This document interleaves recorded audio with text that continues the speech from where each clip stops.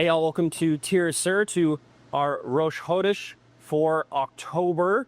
It's going to be a really fun one today. We're going to be making a heirloom squash. The heirloom squash that we're going to be making is using this wonderful red curry squash. Curry, K-U-R-I. We're going to be roasting this whole and turning it into an agnolotti, which we're going to be pairing with a brown butter. We're going to be using some cashew and, as a replacement. Sage and walnut sauce can be super yummy. So we have a couple things that we need to get started in order to kind of get this process going, right? So first is going to be this red curry squash. Now, the way that I cook this is you just take this whole thing and throw it in the oven. So we're going to take this guy, throw it in a 350-degree oven for about 45 minutes. Now, that depends, obviously, on the size of your squash that you're using. You don't have to use the red curry squash. You can use fairy tale pumpkins. You can use baking pumpkins. You can use acorn squash, butternut squash, whatever you'd like. But for this application, I really like roasting it whole. Keeps everything super moist, super juicy. And at the end process, when we pull out of the oven, let it cool down. It's going to be super easy to handle and kind of locks in, that skin kind of locks in all the flavor. Really, really nice. So we're going to let that go for 45 minutes. And while that's going, we're going to start our pasta. We have a cup of, this is 00 flour. Now, you don't have to have 00 flour. It is just going to make for a silkier, smoother pasta. We're going to make a well right in the center. To this, we are going to add 1 egg. We have some water here on standby. This is about half a tablespoon to a tablespoon of extra virgin olive oil. And nice healthy pinch of kosher salt. Then you can do this in your mixer. I'm just happening to be making a very small batch. So small, in fact, that my mixer won't kind of process it. So we're going to do it kind of the traditional way by hand. So using a fork, whisking your eggs, and then slowly incorporating the flour as you go. Trying to keep that well in the center. The water, you're just going to add it as needed. Your end product, texture-wise, after you're done mixing all this up and kneading it, and you'll see once we're done, but should almost resemble shoe leather. I know that sounds strange, but it's true. That's kind of the texture and the level of kind of dryness that you're looking for. If you're not doing this by hand and you're using your mixer, my advice to you is be patient when it comes to adding any additional liquid. Sometimes it just takes a minute for that flour to hydrate. You add a little bit too much water, and then you're kind of chasing that dragon, if you will, of too much water, too much flour, too much water, too much flour. So my advice to everyone is just to always be patient. If you think you need to add a little bit more water, give it another 30 seconds in the mixer, see if it comes together. So we're going to knead this until we have a completely smooth ball. We want a silky but strong pasta. Otherwise, you know, it might break in the water. The texture, when you feel it, should be like a nice shoe leather, right? Shouldn't be sticky at all. You know, we don't need any flour. I can still keep kneading this, no flour. We are going to just wrap this quickly in plastic wrap so we don't create any sort of skin for rolling out. We're going to let that rest for 20 to 30 minutes. So while we've been making that pasta, our squash has been cooking.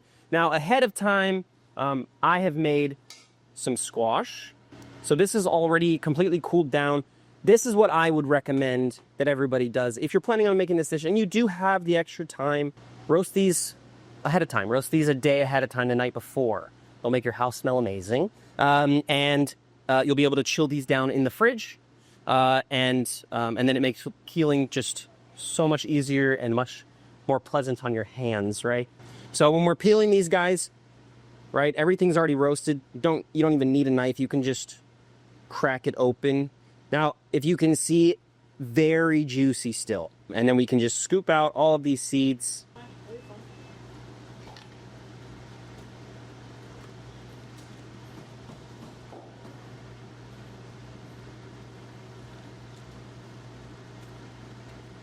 Our pumpkins are cleaned out.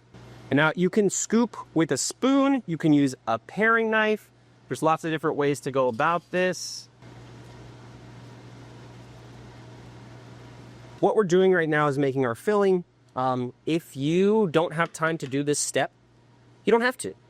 You can, buy pumpkin puree, a really nice quality pumpkin puree at the store. Okay, so we have about, a cup of what would be pumpkin puree, right? So to that, we're going to grate some fresh nutmeg. Not too much. You don't really want to overpower. About 1/8 of a teaspoon. We're also going to add some cinnamon. Same, just about 1/8 of a teaspoon. And then we're going to add a little allspice. I love allspice. It adds just a really nice, almost little kick. Again, 1/8 of a teaspoon. Little pinch. Season with salt. Get this guy spinning. Just until you have a nice smooth puree. Make sure that our seasoning is on point, and then we'll add our egg. The egg is you don't have to add the egg, but for me, for the filling, once it gets all cooked, it kind of helps everything stay together a little bit better, and creates just a little bit better texture, rather than the puree just kind of oozing out of the agnolotti itself.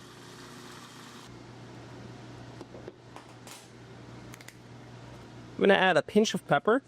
After tasting it, I'm going to add just a pinch, about, again, 1/8 of a teaspoon.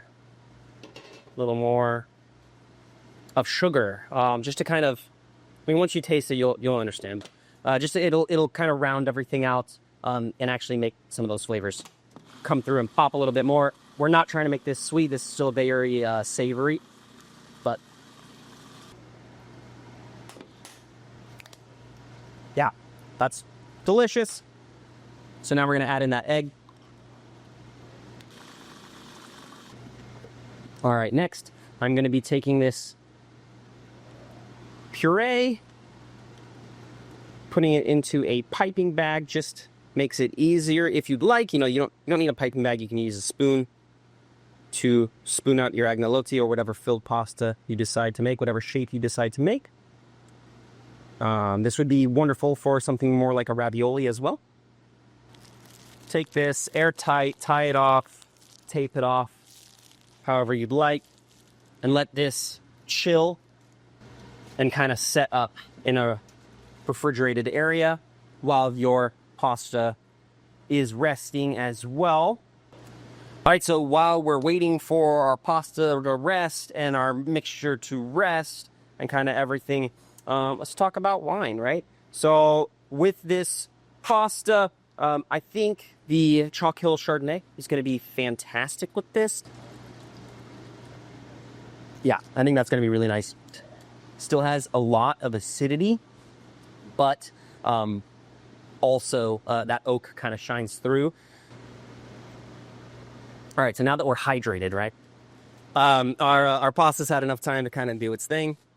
It is very important when you are mixing the pasta, you do want to make sure that it's pretty dry. It has kind of that shoe leather-like texture. Otherwise, when you get to this point, it will be very, very wet, and it will be very hard to work with, and you'll have to do a lot more manipulation to it, right? What do we got? We have some semolina flour. This is going to be for rolling. We have a rolling pin, and then if you are lucky enough to have a pasta roller, use it. It makes life a lot easier. If you don't, that's okay. You can use a rolling pin. It might be a little bit more difficult, especially for something like a filled pasta where you want it as thin, almost as thin as you can get. Our pasta machine is about 5, 6 inches. So we don't want to go wider than that. So we're going to take our dough ball and we're going to roll it into a log. All right, and then we're going to take some semolina flour, throw that down, and you're just going to roll this out just until it's thick enough or thin enough, I should say, to pass through the machine. Once you can get it to be able to pass through the machine, you are golden.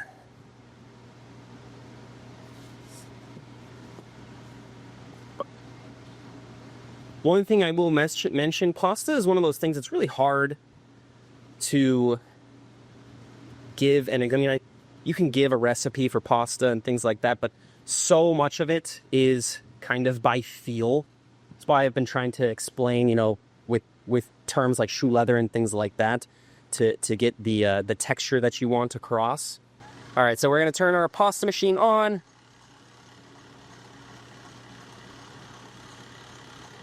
Get this running through. So my machine here, we're using a KitchenAid, right?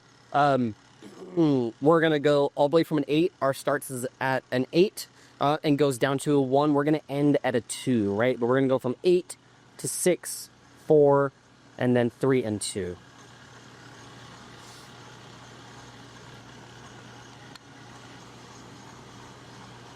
And now from this point, we're going to want to work pretty fast because we don't want any sort of skin. We call it alligator skin. We don't want any kind of skin start forming on our really nice pasta here. So we're going to fold this over and we're going to set ourselves up for success.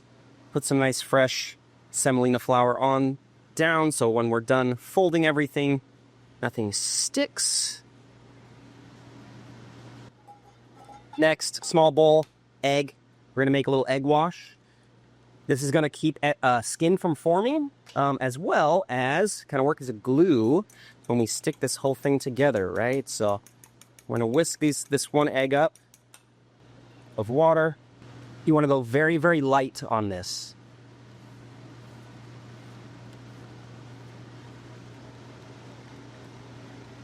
Next is our filling. Start at one end. Try your best to make an even line all the way down. Take 2 hands. This hand, I'm going to fold.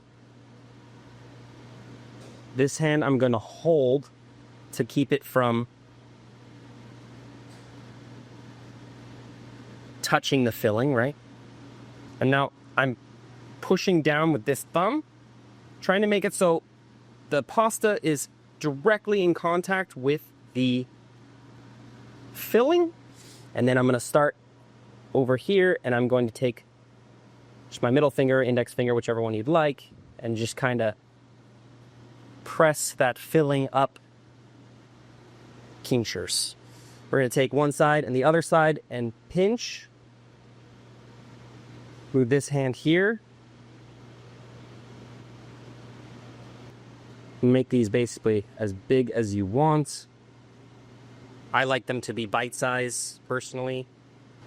Last part, right? This is a fluted wheel cutter for pasta, right? So we're going to take this and cut the end.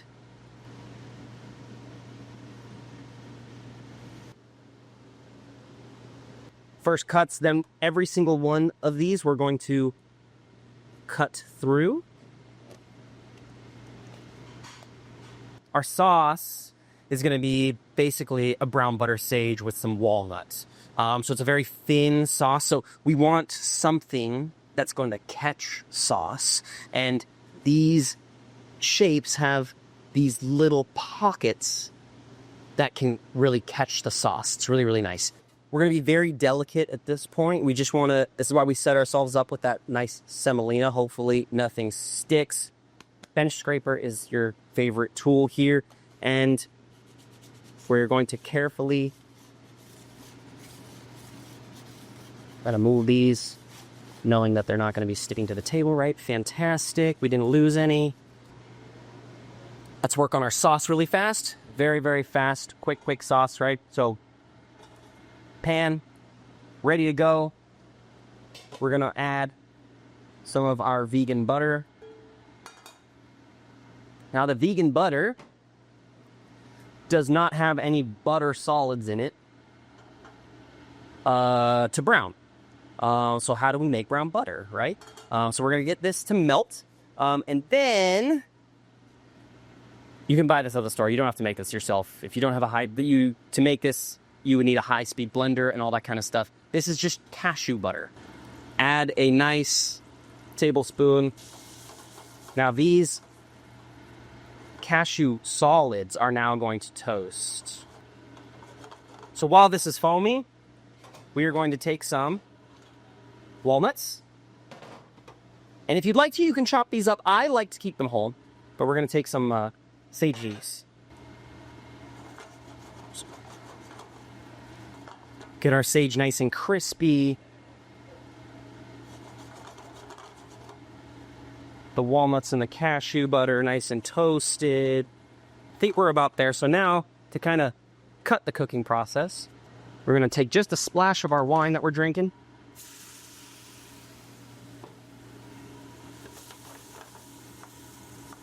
No, if you don't partake in wine, you do want to cut it with something. So something like lemon juice, maybe, you know, we're in the season, so apple cider vinegar, or maybe just apple cider might be nice in this. Okay, so our sauce is done. We're going to set this aside. Keep it warm. We're going to take a few of our agnolotti here. Drop them in our pasta basket. Let those cook for just a few minutes. But our pasta has now started to float, so I think we are about there. So for plating, I am going to take our sauce, place it at the bottom.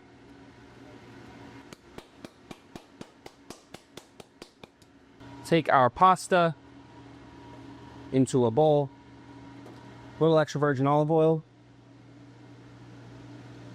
And then go ahead and place these really nice and delicately on top of your nice sauce. And then last step is just going to be adding some nice, this is some Maldon salt, really nice, flaky finishing salt right on top. All right, so time to taste, right? Let's have some of the wine. The filling looks like it's set up really nicely.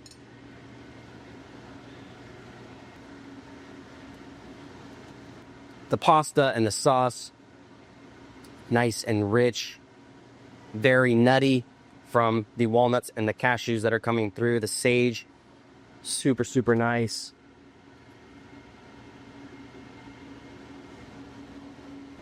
And the wine kind of cuts through that richness. Super, super delicious. Hope you all make this at home for you and your family this fall. Enjoy.